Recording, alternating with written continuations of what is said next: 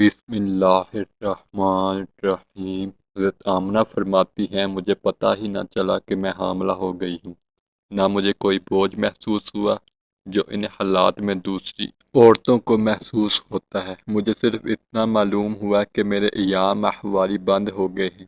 ایک روز میں خواب اور بیداری کے بین بین تھی۔ نیم خواب و بیداری میں تھا کہ کوئی آنے والا میرے پاس آیا اور اس نے پوچھا، آمنہ تجھے علم ہوا ہے کہ تو حاملہ ہے؟ میں نے جواب دیا نہیں۔ پھر اس نے بتایا تم حاملہ ہو اور تیرے بطن میں اس کا امت کا سردار اور نبی شریف فرما ہوا ہے۔ اور جس دن یہ واقعہ پیش آیا وہ سوموار کا دن تھا۔ حضرت آمنہ فرماتی ہیں کہ حمل کے ایام بڑے آرام سے گزرے۔ جب وقت پورا ہو گیا تو وہی فرشتہ جس نے مجھے پہلے خوشخبری دی تھی وہ آیا۔ اس نے آ کر مجھے کہا، یہ کہو کہ میں اللہ واحد سے اس کے لیے ہر حاصل کے شر سے پناہ چاہتی ہوں۔ حضرت آمنہ بیان کرتی تھی کہ جس وقت میرے حمل کو 6 مہینے گزر گئے، کوئی آنے والا میرے پاس خواب میں آیا اور مجھ سے کہا، اے آمنہ تم خیر العالمین کے ساتھ حاملہ ہو۔ جس وقت اسے جنو تو اس کا نام محمد رکھو اور اپنے اس امر کو چھپائے رکھو۔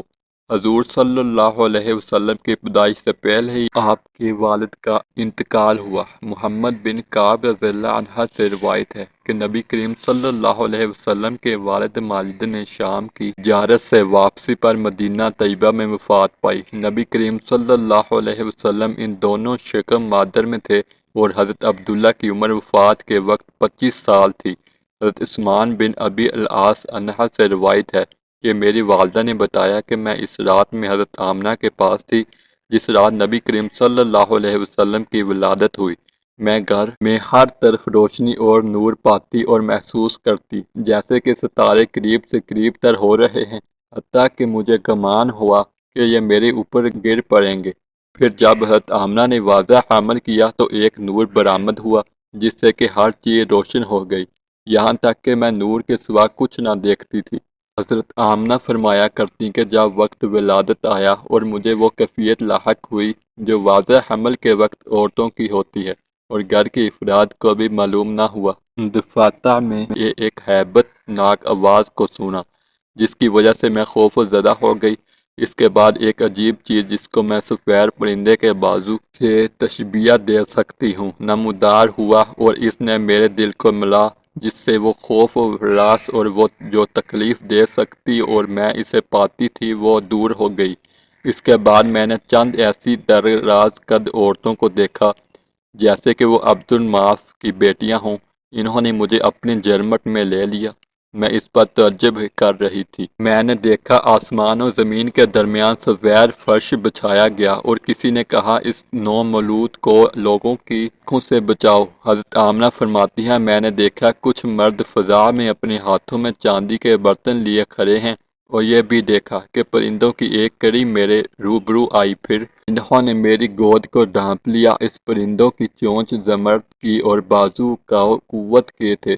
اس وقت اللہ تعالیٰ نے میری آنکھوں سے حجابات بالکل دور فرمائے۔ میں نے اس وقت دنیا کے مشارق و مغارب کا معائنہ کیا۔ میں نے دیکھا 3 جھنڈے نصب کیے گئے ہیں، ایک مشرق اور دوسرا مغرب اور تیسرا کعبہ کی چھت پر نصب ہے۔ دروزہ ہوا اور حضور نبی صلی اللہ علیہ وسلم پیدا ہوئے۔ ولادت کے بعد میں نے آپ صلی اللہ علیہ وسلم کی طرف نظر کی تو دیکھا کہ سجدے کی حالت میں ہیں اور انگلیوں کو اس طرح اٹھائے ہوئے ہیں جیسے کوئی گریہ وزاری کرنے والا اٹھاتا ہے۔ پھر میں نے سفید ابر دیکھا جو آسمان کی طرف سے آ رہا تھا، یہاں تک کہ اس نے آپ صلی اللہ علیہ وسلم کو منہ سے روح پوش کر لیا، پھر وہ غائب ہو گیا۔ پھر میں نے ایک منادی کی آواز سنی جو کہہ رہا تھا، محمد صلی اللہ علیہ وسلم کو زمین کے مشرق و مغرب میں لے جاؤ اور سمندروں کی سیر کرواؤ تاکہ وہ سب آپ کے نام نامی اور صاف گرامی اور صورت گرامی کو پہچان لے۔ پھر وہ ابر جلد ہی آپ سے ہٹ گیا۔ اس وقت میں نے دیکھا کہ آپ سفید اون کے کپڑے میں ملبوس ہیں اور آپ کے نیچے سبز حریر کا بچھونا ہے۔ قریش میں دستور تھا کہ ان کے یہاں جب ولادت ہوتی تو صبح عورتیں نامولود بچہ کے سر پر ہانڈی رکھتیں۔ اسی دستور کے مطابق جب رسول اللہ صلی اللہ علیہ وسلم پیدا ہوئے تو حضرت عبد المطلب نے آپ کو عورتوں کے سپرد کر دیا گیا کہ وہ رسم کے مطابق ہانڈی رکھیں۔ چنانچہ انہوں نے ہانڈی رکھی۔ تو اس کے دو ٹکڑے ہو گئے اور انہوں نے حضور پاک صلی اللہ علیہ وسلم کو دیکھا کہ رخ اوپر کو ہے اور آسمان کی جانب نگاہیں اٹھی ہوئی ہیں۔ انہوں نے آ کر عبد المطلب سے کہا کہ ہم نے ایسا بچہ کبھی نہیں دیکھا جس کے ساتھ ایسی صورت واقعہ ہوئی ہو۔ حضرت عبد المطلب نے جواب دیا، تم لوگ یاد رکھو اور مجھے امید ہے کہ یہ بچہ خیر و فلاحی کو پہنچے گا۔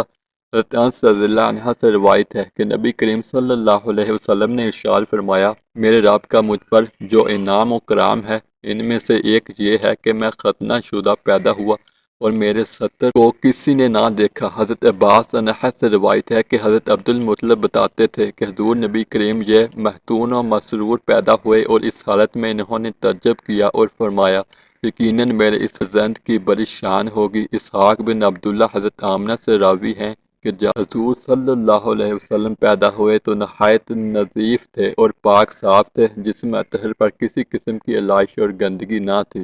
حضرت ابن عمر سے روایت ہے کہ نبی کریم صلی اللہ علیہ وسلم کے ناف بریدہ اور مختون شدہ پیدا ہوئے۔